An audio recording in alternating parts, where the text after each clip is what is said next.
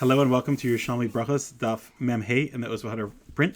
And we're going to talk about two things today: the Riboy of Tefillah of Chana, which is a Peladic Gemara and very hard to understand, and I would love to hear what you have to say about it, as well as the mitzvah of Neila, which we'll talk about. It's not just for Yom Kippur. Some very interesting Gemaras. Okay, so let's first start with the first Gemara. Rabbi Yochanan says, "Why is Bavel called Tsula, the deep place? Shesham Tzalu Meisei Daramabel. That's where the Daramabel went." And I want to start off with this because I think that it ties into the Gemara afterwards that talks about Chana as well. And then it says, there are many other pshatim. Why is it called Shinar? Shesham Naru Mesei Daramabel. That's where they went. And also Shem Mesim Betashnuk. They die in anguish. Below Ner, below Merchatz. It was a very poor place, Bavel.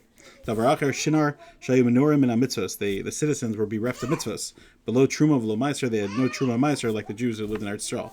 So you see, there's a chus there of Torah and mitzvahs that keeps people alive longer, which the Mepharshim say. Tavaracher Shinar Shashara Mesim Na'arim, because its princes die as youths, people die young because they lack this chus of Torah, which is a very fascinating thing. What does that mean? Rashi.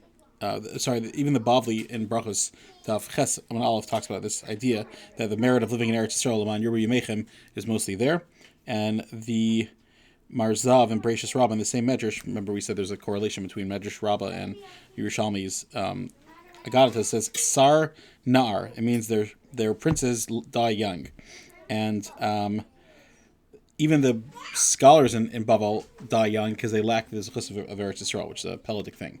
Okay, so I want to just say a couple of haras. First of all, in the pasuk that says, "Gam Bavel linpol chalei Yisrael, Gam leBavel naflu chalei kol haaretz." So it's interesting that the people died. The Mesei of the Mabel ended up in Bavel because Bavel caused pain to the Jewish people. Now that's al shema asa. Just realize that's in the future they're going to do that. So there's something there's something intrinsically hurtful and evil, so to speak, about this place. So I want to just say a couple of things. First of all, the Babli Psachim Peizayin and Beis, and this is brought down by the Gadas Elio, this cross reference. It says that why were the Jews sent to Bavel? Sheshikrim Beis Imam. They were sent back to their mother's house. Mefarshim explained different things. So that's where the Avos came from. The Imos came from those cities. So what do you see? You see that Bavel was the lowest point. Obviously, that's why the bodies went there, even on the map. Which again, this is talking about Mesopotamia. It's not talking about present-day Iraq, but where Bavel was back then was in fact and is even nowadays the lowest point of the earth in that vicinity. So obviously the bodies from the Midbar from the Mabel are going to go there. But what do you see? You see there's an element that you're going back to the mother, and it's interesting that that's where so much Torah was developed as well. Shema b'ni Musar Avicha, and Chazal say that a person only acquires in Torah when he throws back. When he's able to be Meki Allah, to reject all the things that his mother gives him for personal pleasures. And the Agadas Elio says that's why it means that they're manure mikol tov, that what's the greatest pleasures people have? To have light and to be able to take baths. So the fact that they're missing Ner and Merchatz means that it was a place of subjugation in the body, where the body wasn't being pampered. So that's the best place for Torah. And that's why it goes back to their mother. Because the mother is the rechem, the rachim, the mercy that could hold everyone, even when they sin. Yisrael, even when the Jews do the wrong thing, so to speak. So there's a lot of different remazim there as far as why Bavel was the lowest point, that it's kind of the mother of the world. We talked about this when we started Bavel and Yerushalmi, that Chazal say that Adam was created from Bavel and Eretz Yisrael, Ayin Sham. We had a whole shtickle on that, which is very interesting about what came from where and what that means, the heart versus the head, etc.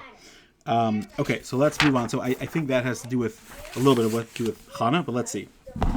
Because Chana was a mother, and she was asking for a lot of mercy. So first the Gemara says, Mikan shekol marba b'tefila nana. Rav Levi says, Gal kitibur tefila, that when you are marba in tefila, you're answered. So that's the simple understanding that we always talk about, because the Gemara is asking, what's Neila? And Neila is something that I mentioned before. It's something that's added on Yom Kippur, probably most famously, but it's also added for Tinios and Malmados in the olden days. That's during public fast days, etc. So that was the time. Nowadays, it's only added once a year for Yom Kippur, which we'll get to a couple of hours on that. So anyway, then the Mechal B'Shitasa to Rav Levi. There's a view that there's a contradiction in Rav Levi, because Rav Abba Bar Papi in the name of Yeshua, in the name of Levi says, "B'chol atzavia moser davos v'asayim achlam lebichsar." Don't that the word of the lips only detracts. What does that mean? Chana is a peldik gemara. Al yedesha rebes betfila, since she was she davened so profusely. Kitzra b'yamav shel Shmuel. She ended up cutting down the life of Shmuel. Shmuel, we know, died at age 52. Now, let me just zoom out for a minute. What does this even mean? It's peldik. How could you say such a thing? What does that mean? That she pushed Hashem, so to speak, too much? Okay, so I want to zoom out and say a couple of ha'aras. So one of them is that I always used to understand this Gemara, and I've looked up this Gemara many, many times because it bothered me for a long time since I saw it brought down in the Rishonim in Bavel, in Berachos. And what does this mean? That since she was Marba B'Tfilah, she caused his life to be shortened. So I used to think that the Gemara brings a raya because it says that he lived on Olam forever, which is the Olam of Nevi'im, which is Olam for Leviim, which is 50 years, and he came when he was 2, so he died at 52. That's not what it's actually saying.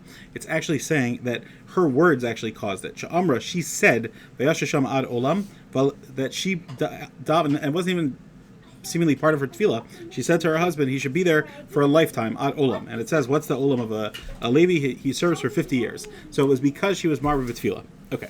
So a couple of different things I want to say. First of all, I don't know if everyone agrees with this, that there's such a thing as being marba b'tefillah. But I just want to say that we know Chazal say, specifically by Moshe Rabbeinu, that Moshe was told, Chana, don't daven that 500. You daven 515 times, but if you do it one more time, then I'm going to have to answer you, but it's not good for you. I don't know what that means, but it could be it's the same thing here. I know a family, I'm not going to say their name, even though it's a famous story, and it's not a tie on anyone, and there's a little bit of a different angle here, but I know a family that, I've heard of a couple of stories. I know this one personally because I heard it from people who know the story personally, but basically they were not able to have a son, and they really wanted a son, and they asked Rav Moshe for a bracha, and this finally, they pushed Rav Moshe for a long time to get this bracha, and they got the bracha, and they had a son shortly after. And this son died right when Rav Moshe died. So people said that Rav Moshe's tefillos were keeping the son alive, even though he didn't really want. But even though in Shemayim it wasn't necessarily something that was nigzar. I don't know what these things mean, that a tzaddik is gozer and Hashem's Mekayim, and what that means, and that person needs this chus or I don't need this chus. I have no idea what these things mean. But there's some element here. And I want to just share a couple of aras, and then we'll finish off regarding Neila. So, the Agadol Yisrael brings down a couple things. One thing he says is that perhaps this is only a din of not to be marba v'tefillah for banim. Now, what does that mean? He says because banim is in a different place. The Gemara Moed Katan Daf Ches and also the Zohar Chelik Beis Vav and Aleph says that it's not la b'schus taya el b'mazel. It's only tali on mazel. The way I understand this based on Ramchal is that Hashem created a certain amount of Kiddush Shem Shemaim that has to come out of this world, and therefore some people in this Gilgul that they're in right now, they're not nigzer, they should have children, even though they might have had in other Gilgulim, etc. But anyway, so it's literally mazel, and so therefore a person shouldn't push too far. And so that's what he says. So when it comes to davening and something that's telling on your zechus, so the more you daven, the more of a zechus you have. The Mabit writes in a beautiful thing that the Gemara says, in the Bavel says in Berachos, that if a person sees that his tefillos are not answered, what should he do? Yasser Yispal, he should daven again. So the Gra says, so the Kasha is, what do you mean? I just davened, I wasn't answered. Daven again. What does that mean? So the Gra says that there's a sod here of Chazar Hashatz, that it means he should listen. There's an extra thing that there's Chachma is to say it once, Bina is to say it twice. Beautiful, beautiful things about what the point of Chazar Hashatz is. But the Mabit just says that the purpose of davening isn't to tell Hashem what you need. He knows what you need. It's to tell you that you need Hashem. So in Neila, if you daven once and you weren't answered, then maybe you can be zocha more if you connect to Hashem more and understand that Hashem is the one that provides. Obviously, I heard a beautiful part, and I've said this many times. Hashem always gives us 3 answers. Either he says, yes, okay, you're going to get what you're asking for, it's good for you, and it's what you're going to get. Or he says, not yet. Or he says, I have something better. Beautiful, beautiful thought if you think about what that means.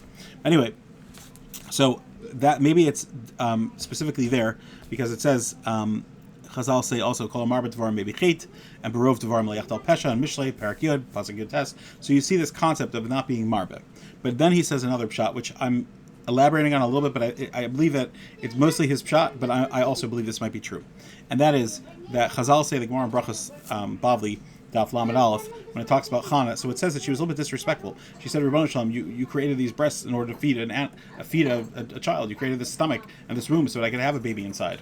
And she also said to Hashem that if you don't give it to me beheter, but I'm going to force you to give it to me, I'll make myself a sota. And perhaps it could be that maybe she was punished for saying those things. Because in a Chanami, yes, she kind of used the formula to push, but maybe perhaps there was a certain lack of derech eretz. And again, this is not my pshat. I believe that that's what he's saying, that there was a marba b'tachnunim in a forceful way that maybe perhaps wasn't wasn't something that should have been done. Now again, Chana was one of the Shiva Nevios, so I don't know exactly where we draw the line. And she also, I'll tell you a beautiful part, which is that when she davens for the son, and finally Shmuel is born, and she names him Shmuel. There was a nevuah that said that a prophet was going to be born. His name was going to be Shmuel. Everyone named their kid Shmuel. The Medrash Shmuel says, and so Shmuel grew up, and he goes to Eli and he paskins, he's more halacha v'nei Rabo, that you don't need a kohen to shacht. And Eli says, kill him. So Chana had brought him up, and she starts crying, please save him. So he says, I'll give you someone who's better. So she says back to him, Al anar hazeh hispalti. A Rebbe, it's mochel kvodo mochel. I daven for this kid, be mochel him. And so Eli was mochel him, so he was spared. So to a certain degree, he wasn't even considered alive. There was so much bittul hayesh in Shmuel's life. We know he brought the first king, Shaul, and Shaul, the Gaiva, and they're not listening. The key that all Hashem wants is for you to listen. That's what destroyed his melucha, which is why it was Shaul. It was borrowed the entire time, and David had to take over. The ultimate honor of Mashiach, etc. Mashiach ben Yosef, Mashiach ben David. The two madrigas there that are going on with Shaul and David. Kiyadua. So. One shot is that when he said, he was more halacha v'nei Rabo, and he has to die. So one shot is that he said, I'll give you someone better. So she said, no, I asked for a normal kid. I said specifically, Zara Anashim, I want someone normal. So Al Nar Hazeh Palti, I wanted this balanced kid. He's not too smart, he's not too tall, he's not too short, not too dumb, etc. So that's a pshat. But there's something even more beautiful. And that is that for 19 years she was not Karach, as I'll say the Medrash says. And so when he said, I'll give you someone better, Chana said something so beautiful. She said, you can't give me anyone better. Al Nar Hazeh Hezbalti. I put in 19 years of tefillah into this child. There is no one better than him. Even if you give me another one, it's not the same madrega as the 19 years of a mother's tefillah. Beautiful, beautiful words. You think about that. Beautiful words. So that's Al Nar Hazeh Hezbalti. And mamish Hezbalti over and over again. So I don't know exactly what this means, and it needs a better hesber. And if you have a good shot, I'm happy to hear it. I don't have a full way of explaining, because normally we say that Kol Marba B'Tefillah is better. But anyway, certainly Kol Marba L'Safar Yisiyas Mitzrayim. To praise Hashem is definitely allowed, but maybe there's something about children specifically, or maybe there's something about being chutzpah to Hashem, which is dangerous territory. Those are the best pshatim that I've seen. The last thing is that the Gemara is talking about Neila. This is in the context of Neila. The Gemara says a couple of interesting things. Is this Neilas Sharm of the heavenly gates when the day is ending? Is that when Neila is, or is this Neila Shari Heichal? So it's a famous machlokes in the Bavel as well. So the Gemara gives a couple of different answers, and one of the pshatim is that it's actually that you should start Neila for Neila Sharm of the base of Mikdash during the daytime, and also because they had to duchen then. And there's a whole famous Maram Rutenberg over here who says specifically that duchening should take place during the day, and that's the raya of the Gemara Ayin Sham. You'll see, but the Gemara says that that he would start with the time that they were closing the gates in the base of Mikdash, which was daytime, and then he would finish Neila in the time that which was nighttime, which seems to be our minhag. There's a lot to be said on this. There's a Mishabura in 623.2 in our Chaim Ayin Sham. You'll see it. Interesting Mishabura that he explains why we do what we do, which makes a lot of sense. But the last thing that I want to leave off with is that the Gemara says maybe Neila will take the place of Mariv, which would be great, because if you're davening Neila and you don't have to do Mariv, then then the fast, the Yom Kippur will be over a lot faster. So the Gemara says no. A couple of reasons why. One of them is that it's only 7 brachas, so how could you replace it with the Shemona Esrei that's required? So it says, well, maybe because it's Shas of the Chak, or so therefore Chazal were more makel. And then it says, well, what about Havdalah? We have to do on Matzah Yom Kippur, which, by the way, doesn't necessarily explain the Ma'amados, etc. But anyway, so it says the Gemara leaves off seemingly that we don't rely on that. We have to daven Neila. But you see that people were in a rush to get out of shul even at the time of the Yerushalmi 2,000 years ago. Anyway, there was a lot of stuff there. I hope it wasn't too quick, but I would love to hear your ha'aras and your thoughts as well. Have a great day.